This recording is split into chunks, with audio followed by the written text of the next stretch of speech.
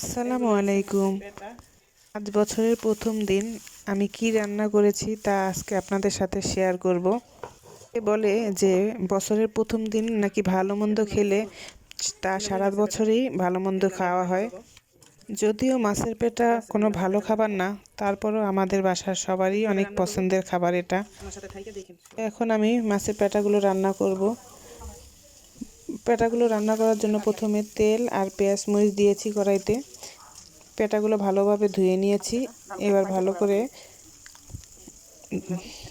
ধোয়ার পরে পেঁয়াজ মরিচ ভালোভাবে হলে আদা রসুন আর হলুদ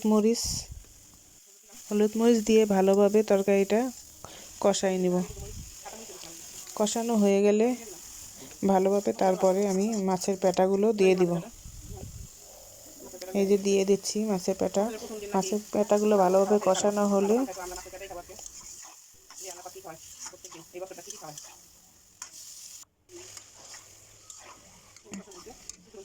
একটা বেগুন কেটে দিয়েছি মাছের পেটার ভিতরে। বাস আস্তে আস্তে তরকারিটা হয়ে যাচ্ছে। তো হয়ে গেল আমার তরকারি, এভাবেই নামিয়ে ফেলবো।